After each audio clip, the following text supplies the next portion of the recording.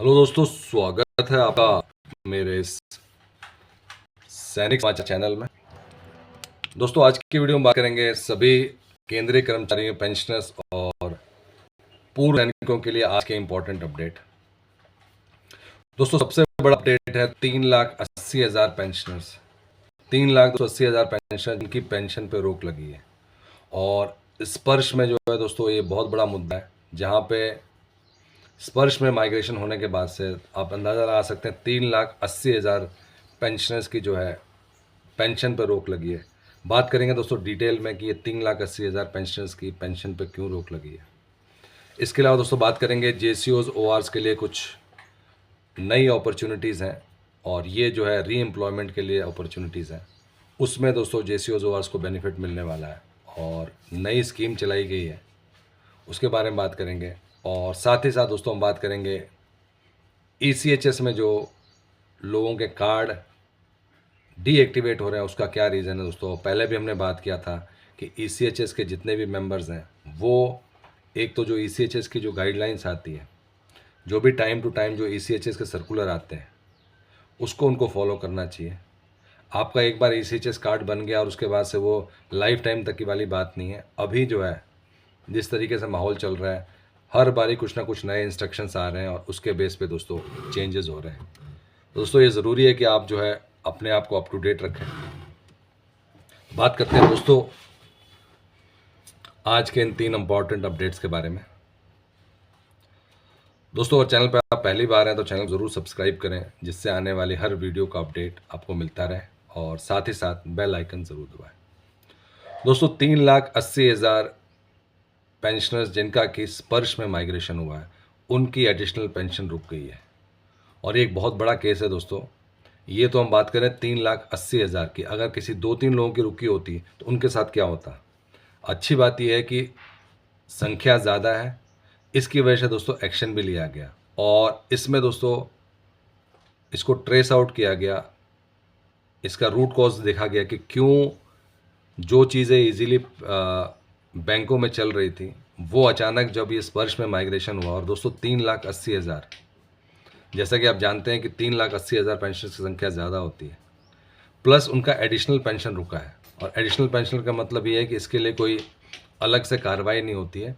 The moment you reach the age of 80 years it starts automatically. 79 years आप complete करते हैं, जो बाद में निर्णय आया था, उसके बाद से आपको ये 20% मिलना शुरू हो जाता है।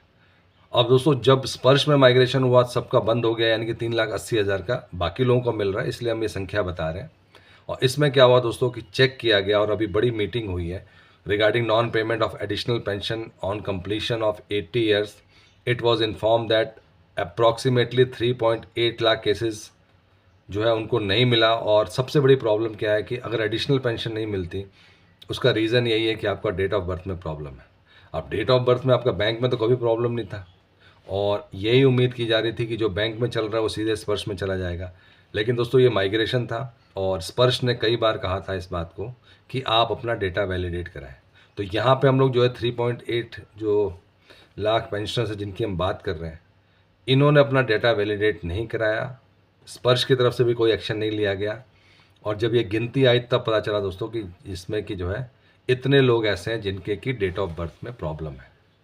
और उसमें भी अगर हम लोग जो है इसको बाइफरकेट करें तो इसमें दोस्तों 1.4 लाख ऐसे केसेस हैं जहाँ पे उनको जो है उनका ईयर ऑफ बर्थ है।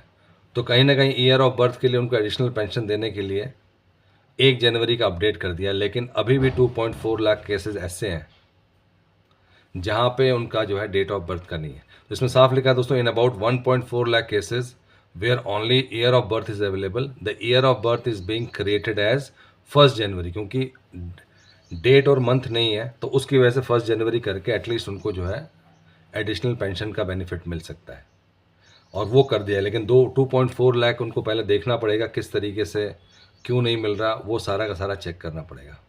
और ये चीज़ जो है अब सामने आई है, और हमने अपने कई वीडियो में यही कहा था कि आप अपना पर्सनल डेटा वैलिडेट ज़रूर करें।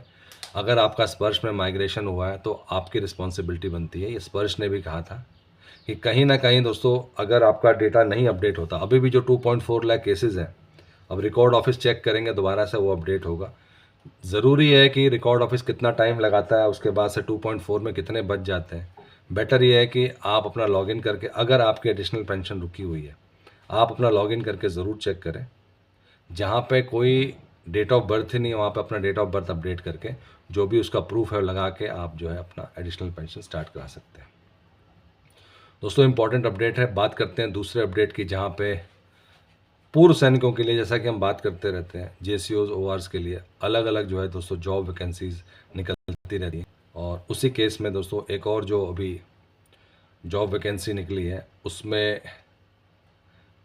जो जेसीओज और ओआरस हैं, अब वो एनसीसी के लिए इंस्ट्रक्टर बन पाएंगे। 2 साल का कॉन्ट्रैक्चुअल पीरियड होगा। और इसमें जो है, क्योंकि वो आर्मी, एयरफोर्स, इन सब इंस्टीट्यूशन से रिटायर्ड है, इसलिए उनको जो है सारा का सारा क्लियर होता है, तो वो सबसे ज़्यादा सूटेबल कैंडिडेट है। तो दोस्तों ये सिर्फ जेसीओज ओआरस के लिए ही बनाई गई है। और इसमें जो है 2 साल का पहले जो है कॉन्ट्रैक्चुअल पीरियड है, उसके बाद से 11 महीने का और एक्सटेंशन मिलेगा और वो आगे चलता रहेगा। और इसमें दोस्तों सैलरी स्ट्रक्चर भी जो है 45,000 से लेकर जो है, जो जेसीओज ओआरस को 45,000 और ओआरस को, जेसीओज को 45,000 रुपये और ओआरस को जो है 35,000 रुपये मिलेंगे। बात करते हैं दोस्तों नेक्स्ट अपडेट की, और वहाँ भी जो है दोस्तों लापरवाही वाला ही है, जहाँ पे ECHS कार्ड भी जो है डीएक्टिवेट हो रहा है। और हम इसलिए बात कर रहे हैं क्योंकि दोस्तों अब आज की डेट में आपको जागरूक रहना बहुत ज़रूरी है। क्या चल रहा है, क्या नए सर्कुलर आ रहे हैं, क्या नए ऑर्डर आ रहे हैं, क्या नई चीज़ें इंप्लीमेंट हो रही है, उसके हिसाब से आप अपना जो है चेंज कर सकते हैं। और यही काम है दोस्तों ECHS में भी। अब ECHS कार्ड का भी एनुअल वैलिडेशन हो रहा है।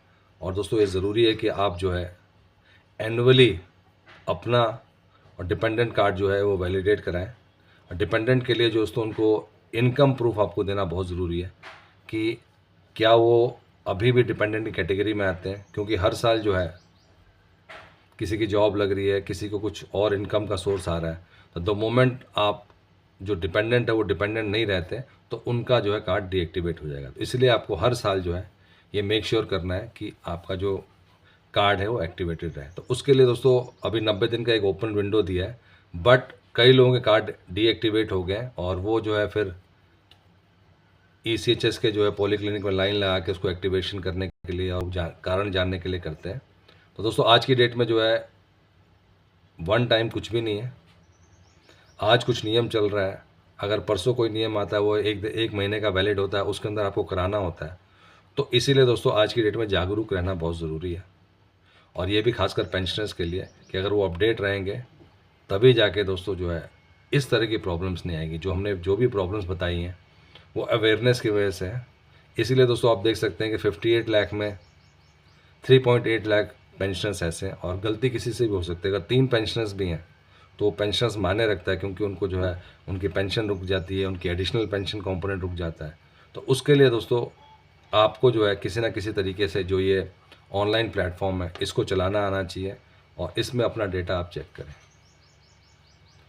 दोस्तों ये थे आज के इम्पॉर्टेंट अपडेट ECHS को लेकर, और ख़ासकर दोस्तों जो जेसीओज ओआरस के लिए अभी जो नई वैकेंसीज़ क्रिएट हो रही हैं जिससे कि उनको जो री एम्प्लॉयमेंट मिले, वो भी खासकर NCC में, और साथ ही साथ दोस्तों ECHS के जो कार्ड डीएक्टिवेट है उसको लेकर। अगर वीडियो पसंद आए तो इसको लाइक कीजिएगा, शेयर कीजिए और सब्सक्राइब करना ना भूलें। Thank you for watching this video.